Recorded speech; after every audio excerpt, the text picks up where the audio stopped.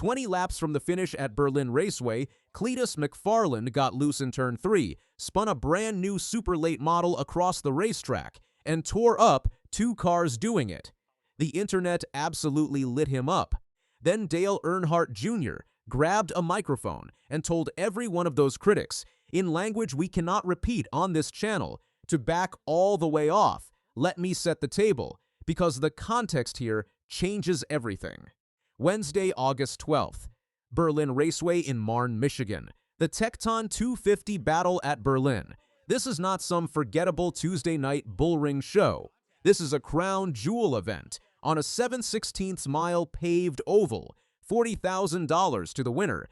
And look at the field Garrett Mitchell walked into for his first ever super late model start. Carson Hocevar, a Cup Series regular who won this race in 2024 and holds a Berlin track championship. Majeski, the 2023 Truck Series champion. Bubba Pollard, one of the most decorated super late model drivers alive. And Tristan McKee, the Spire Motorsports prospect who would go on to win the thing. 27 cars made the show. Cleetus qualified 22nd. From the drop of the green flag, it was pure survival.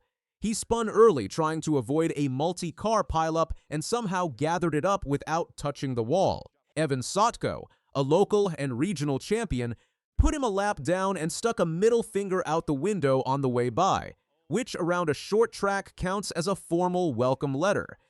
Then on lap 230, the right rear finally gave up on him. Mitchell got loose entering turn 3 and spun down the banking, and Keith Herp had absolutely nowhere to go. Herp was running 14th, a lap down, minding his own business. The contact ripped the nose clean off the 33 and destroyed the right side of Herp's car. The leaders threaded through by inches. Both drivers were done for the night, and Cleetus was scored 19th. Here is the uncomfortable part. Nobody roasted Cleetus harder than Cleetus. I was fighting for my life out there, trying to just learn this thing. Got a couple of good runs, and then I would overheat my right rear, trying to overdrive it. Later, he added, completely got my tail kicked tonight, but I learned a lot. This is just as hard as the big series in NASCAR. Then he walked down to Keith Herp's crew and apologized face-to-face, apologized again on camera, and made a point of saying Herp got the worse end of the deal. That is a man taking full ownership. The comment sections did not care. Which brings us to Dale Earnhardt Jr., who heard enough of it.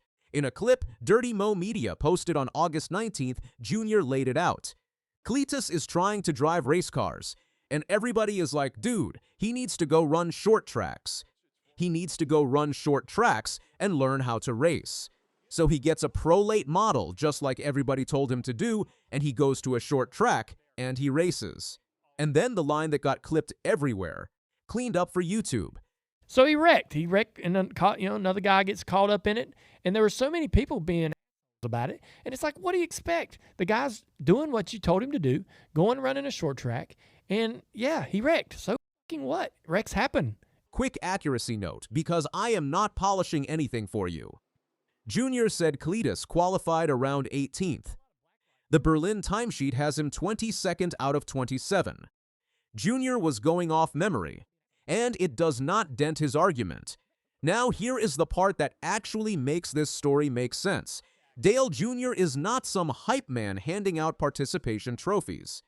Jr. has been the single hardest voice on Cleetus McFarland all year long. Back in February, Cleetus made his Truck Series debut at Daytona.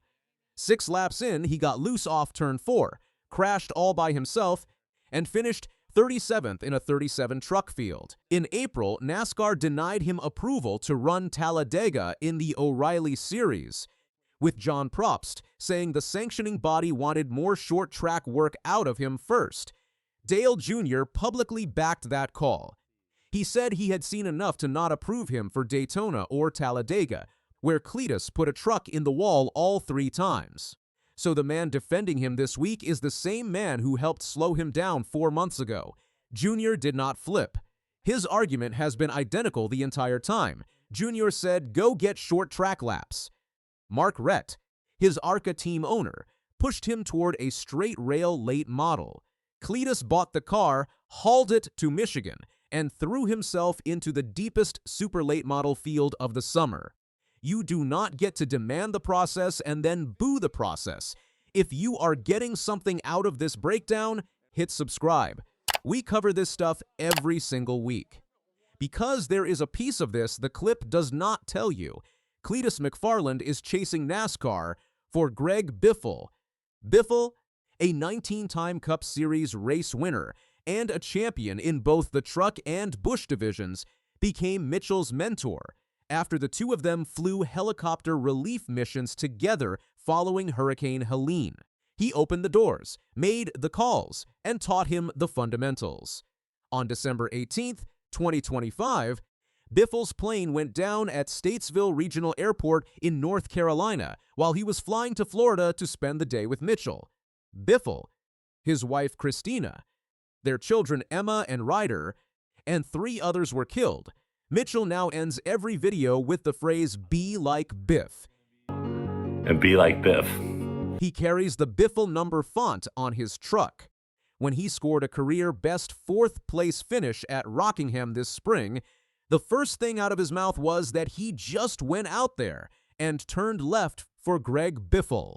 The Daytona 500 run was a plan the two of them made together, and he is carrying it by himself now.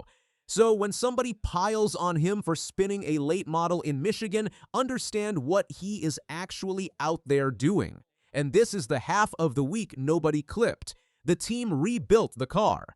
3 nights later, Saturday, August 15th, Cleetus was back on that same racetrack for the debut of his own Cleetus McFarland Late Model Series, a 75-lap feature. He qualified up front. Then he burned the tires off it and faded back to 13th. Juniors read on that. He did incredibly well. He did way better than I thought he was going to do in that car. And then this.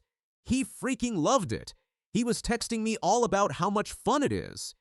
Running second at a short track for 30 laps and then cooking your right side tires is the most textbook rookie signature in stock car racing. The raw speed is already there.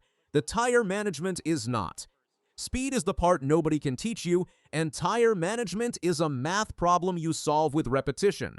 Next up, Cleetus has a Craftsman Truck Series start locked in at Talladega on October 23rd in the number 4 for Nice Motorsports, and drafting is genuinely not his weakness.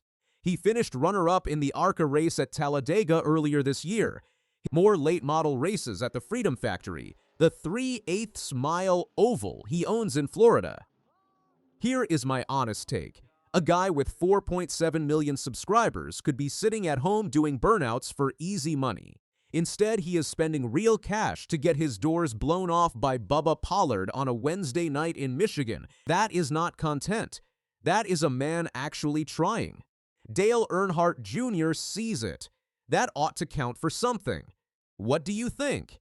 Is Cleetus earning his shot, or is the criticism fair?